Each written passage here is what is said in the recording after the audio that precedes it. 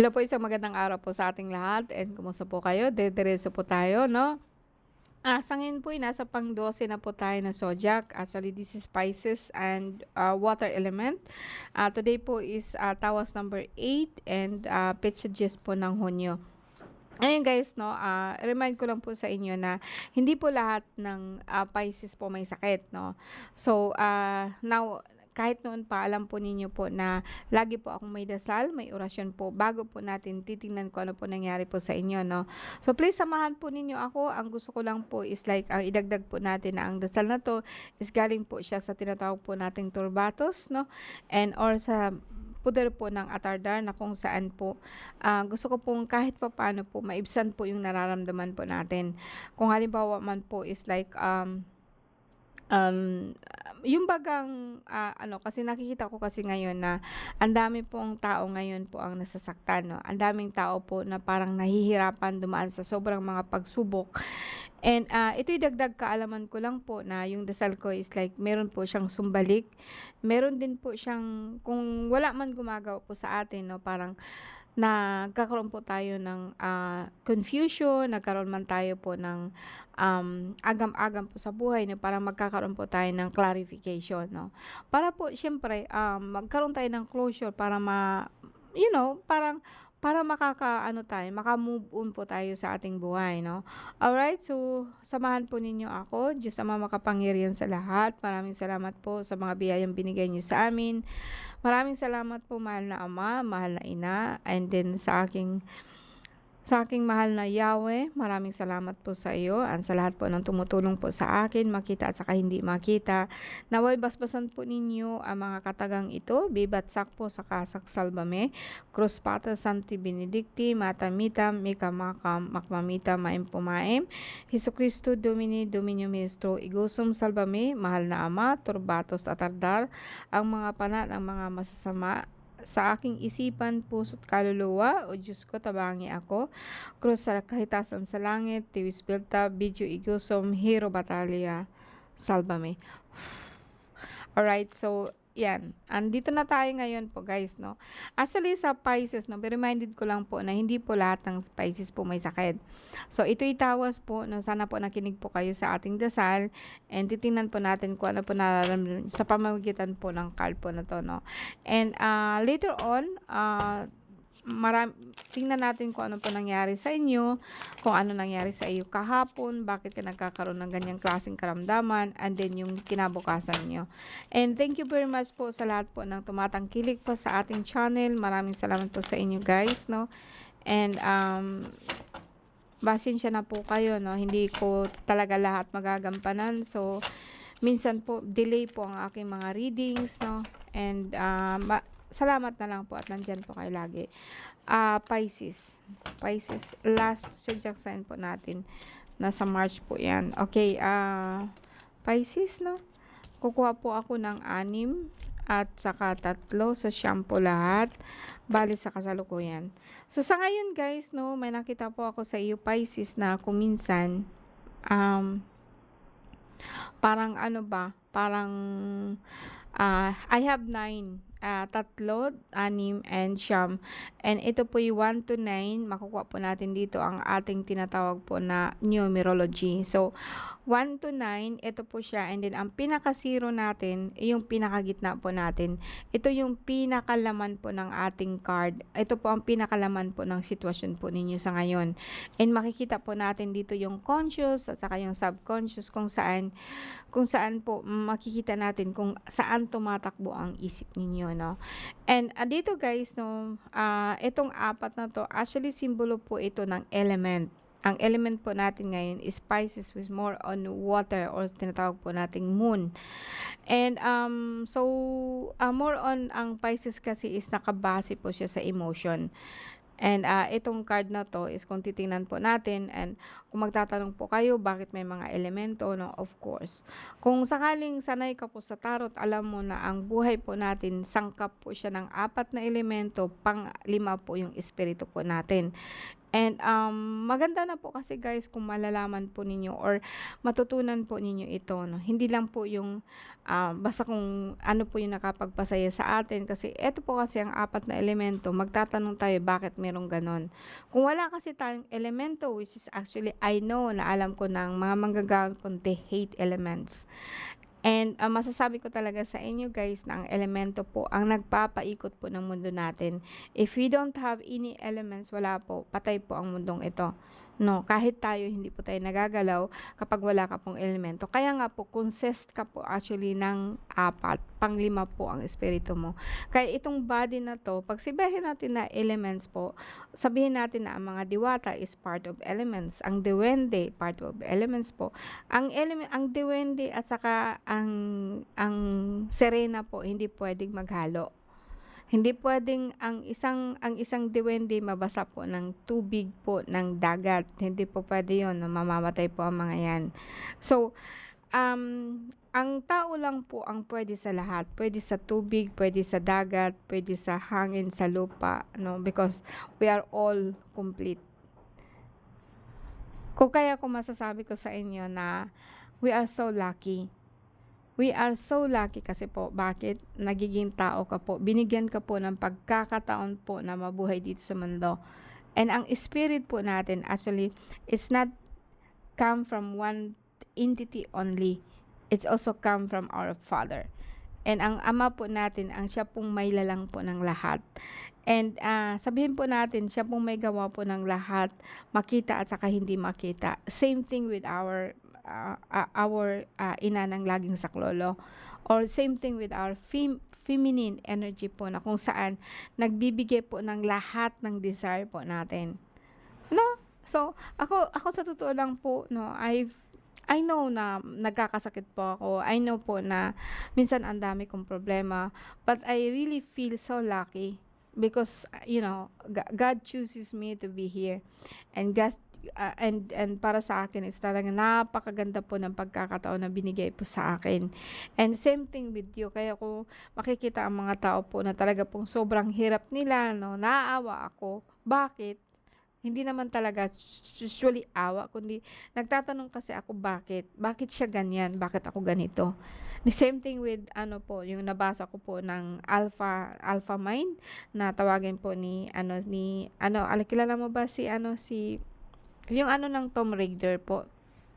So, ang dasal niya, marami akong nakikita na babae katulad ko, mas mas malakas pa sa akin pero bakit parang hindi naririnig ng Diyos ang dasal nila while naririnig yung dasal ko. So, sa akin po guys 'no, hindi ko po talaga masasabi, ang sinasagot lang po niya sa akin is because they wanting it. Because they no, parang dasal po talaga po nila 'yun 'no. So, kahit anong turo ko sa inyo mahirap po talagang ipaliwanag sa inyo yung nakikita ko kasi yung nakita ko alam kong hindi man yun nakikita ano. Kaya nga po ito nagka-card ako kahit papaano po makapagbigay kaalaman po ako sa inyo 'no. Dito sa card po natin makikita po natin yung conscious at saka yung subconscious. Yung conscious po ng isang tao is very important. Kasi lahat tayo is conscious 'no, pero hindi mo alam kung aware ka po. Ang aware at saka conscious is magkaiba. 'No. And, dito kasi is eto yung tinatawag po natin na conscious mo and eto yung subconscious mo. Ang conscious mo is about the child, iniisip mo po yung mga anak mo, mga apo mo or ikaw mismo meron kang gustong tawirin. So, magiging katulad ka ng bata 'no, na parang gusto mong tumawid doon kaso lang kulang ka po ng equipment, natatakot ka po sa tubig baka po anurin ka. So, nakatingin ka po sa akin sa likuran mo kung ano po talaga ang kaya mong gawin.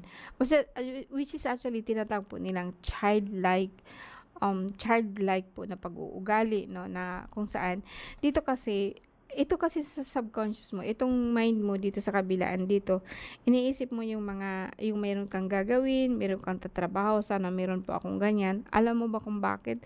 Kasi itong isang subconscious mo, nagsasabi siya na kailangan ko pong magkaroon po ng ganito, magkaroon po ng at least kahit papaano po yung freedom na tinatawag, more on kayamanan, pera po 'no. Hindi lang po siya about sa pera kundi happiness in everything of life, no? Ito po yung nakikita mo. Ito yung subconscious mo na pinapakita sa iyo. Kung sakaling aware ka, Pisces, no? And dito naman sa ating pinakagitna, nandito yung the mirror, no? Pwede pong sabihin po natin na meron kang gustong itawid or meron kang gusto itawid or pinapaalis po, no? And kumbaga sa akin, humihingi ka ng tulong po sa buwan na sana po paalisin po ito, which is a good thing. Actually, this is an entity from water na kung saan pinapaalis mo or like meron kang tinatawid po na mga kaluluwa po na patawid po sa isang upuan dyan kasi nang nasa tubig, and gumagamit ka po actually ng simbolo po ng buwan. Ginagamit ka po, o pwede sabihin natin na nagpapalibad ka, nag-iisip ka po ng kapangyarihan po sa buwan or sa babae po na sana itawid po ninyo ito is ganito, ganyan, no? So, actually, good sign, no? Kung pagsamihan ko man ito lahat, pwedeng sabihin po natin na si Pisces po sa ngayon, sa labas to ha, sa labas to, hindi ito sa psyche po ng isang Pisces, kundi makikita ko dito na in the future po ni Pisces is like, sana po tumatawag po siya ng tinatawag po nating kayamanan. Ano ba yung kayamanan? Pwedeng ang mga bata, kayamanan mo. Pwedeng ang pera, kayamanan mo. Pwedeng sabihin po natin ng bahay mo, lupa mo, sasakyan mo. Kung anong meron ka, kayamanan mo. No, so hindi ko siya masasabi kung ano dito, pero dito kasi is like the 3 of Arrows is jealous. So pwede po sabihin po natin na kumbaga nadidelay po yung mga hinihingi mo, kaya po nagkakaroon ka ng sa pagitan po ng parang may humaharang sa lahat po ng ano gusto mo sa buhay. Dito naman po, yes, meron kang kontrata, meron kang tinitingnan, no? And same thing with the with abundance, no? Maraming klase po ang abundance, kaya makikita po natin na marami din pong taong involved dito, no? And dito, pwedeng sabihin po natin na ang anak mo, pwedeng kinakausap mo lagi yung anak mo, pwedeng sabihin po natin na yung anak mo nagtatrabaho na, nag-aalala ka sa anak mo, baka hindi po siya makakuha ng gusto po niya, but then may nakita po ako dito na 2 of Vows, which is also decision, nasa anak mo yun kung ano ang decision po niya, no? Nandito ka lang po para tumulong po sa kanya. Dito naman, pwedeng sabihin natin na in the future, marami kang kasama, no? Marami kang kasama po ng mga entity. And overall guys, no, mag-ingat ka lang po kasi kung minsan po talagang ano ka, sabihin po natin na nahihilo ka, pwedeng sabihin po natin na kinakapos ka po ng hininga, pwedeng sabihin po natin na yung bagang may gumagawa sa iyo, oo, pero kayang-kaya mo naman po, no? Kayang-kaya mo pong labanan po yung mga ginagawa nila. And tingnan natin yung nakaraan mo, Pisces ha, nakaraan.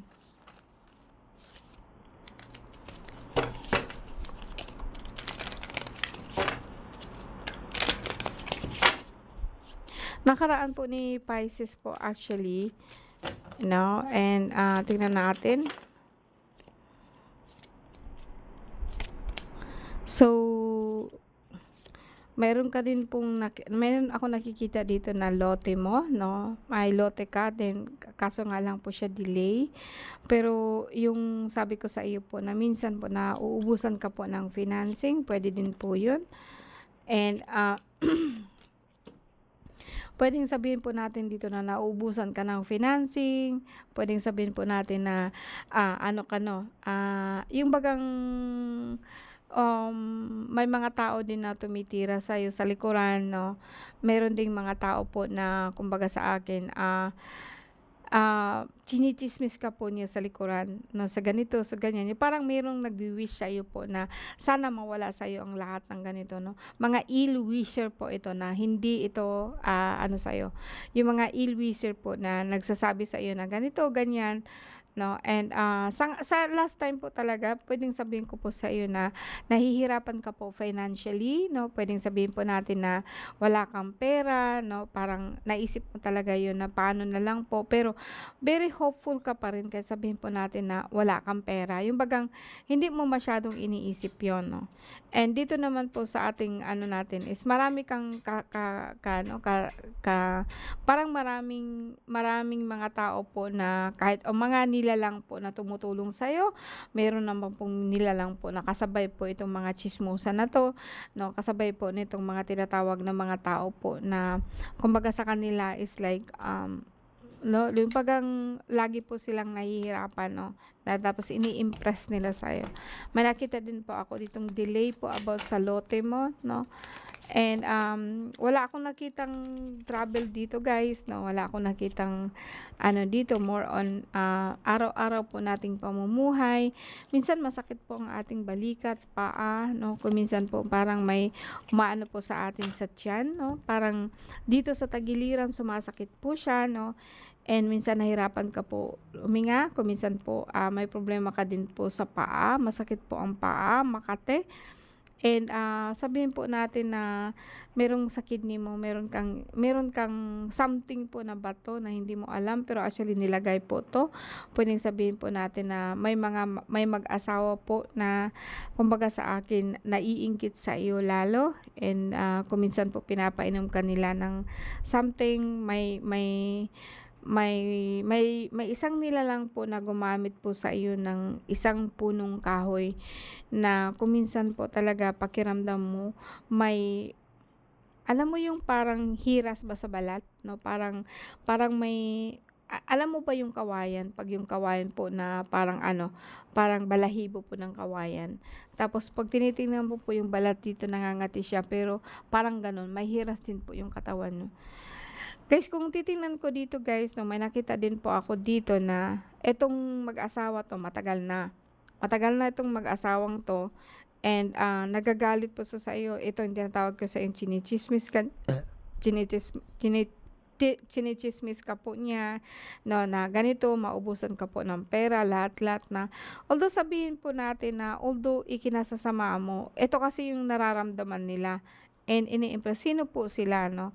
Ito po yung mag-asawa na kung saan matagal na po silang may galit sa'yo. And dito naman puwedeng sabihin natin na although wala wala kang pera pero may kontrata ka po na nakukuha, may may pinapaalis ka po, may sabihin po natin na may mga in and out sa ano mo, sa buhay mo. Pero hindi ko nakikita dito guys na may ano ka, may trouble ka, may mga tao po talaga na nagpaparinig sa'yo, may mga tao po na nagpapalipad sa'yo 'no. Puwedeng sabihin po natin na ito na dati mo itong mga kakilala 'no, pero hindi mo talaga alam. I don't know here kung kilala mo na sila pero itong tama mo sa tiyan, puwede kang maligo po ng tinatawag po nating, ligo po ng, kontrabarang and, paa mo na parang, para kang nasasaktan 'no, then, lalo na sa balikat mo masakit, katawan masakit 'no, parang binugbog ka po pagkagising na pagkagising mo 'no. Pero dito sa akin guys 'no, I think puwedeng sabihin po natin na, meron silang ano sa'yo pero hindi ka rin kasi nila, matalo-talo 'no. In fact itong tatlong ito madami 'tong mag-asawa 'to ha, mag-asawa 'to 'no na na hindi ko masasabing may galit sila sa'yo pero wala kang kasalanan po sa kanila.